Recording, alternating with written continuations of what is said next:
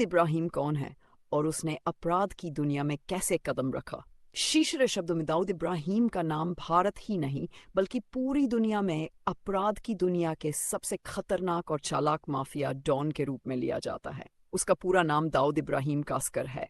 उसका जन्म 26 दिसंबर 1955 को महाराष्ट्र के रत्नागिरी जिले के मुमका गांव में हुआ था। उसके पिता इब्राहिम कास्कर मुंबई पुलिस में हेड कांस्टेबल थे, जबकि मां आम गृहिणी थी।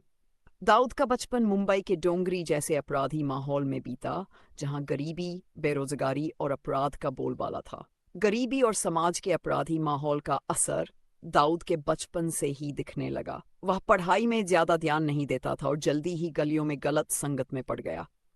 किशोरावस्था में ही उसने चोरी, छपटमारी और छोटे मोटे अपराध करने शुरू कर दिए। धीरे धीरे वह मुंबई के स्थानीय गैंगस्टर्स से जुड़ गया और अपराध की दुनिया में उसका नाम बढ़ने लगा। दाऊद का अपराधी जीवन असली तौर पर तब शुरू हुआ जब वह हाजी मस्तान और करीम लाला जैसे बड़े माफिया सरगनाओं के संपर्क में आया। शुरुआत में वह इनके लिए छोटे मोटे काम करता था, जैसे स्मगलिंग, मारपीट और वसूली करना।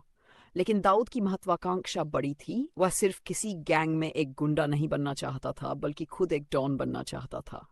1970 के दशक में दाऊद ने अपने भाई शबीर के साथ मिलकर अपनी खुद की गैंग बनाई, जिसे बाद में डी कंपनी के नाम से जाना गया।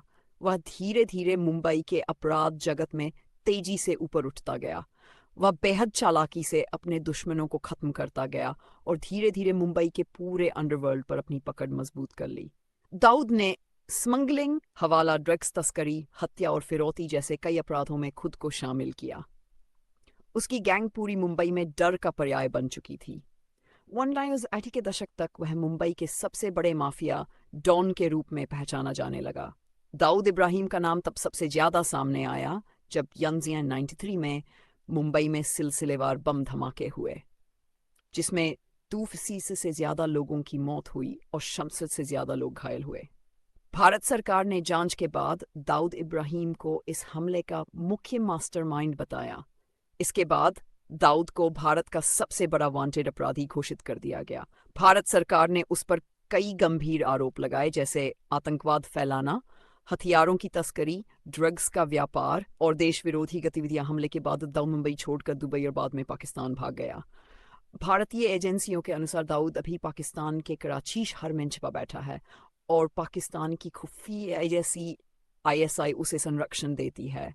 आज दाऊद इब्राहिम पर ट्रिपल रेड कॉर्नर नोटिस लगी हुई है और वह संयुक्त राष्ट्र द्वारा घोषित अंतर्राष्ट्रीय आतंकवादी है। भारत सरकार उसे पकड़ने की कई कोशिशें कर चुकी है, लेकिन अभी का भारत की पड़ से बाहर है। दाऊद की कहानी एक गरीब लड़के से लेकर दुनिया के सबसे खतरनाक रणनीति की दास्तान है। यह कहानी दिखाती है कि गलत रास्ता कितना खतरनाक हो सकता है।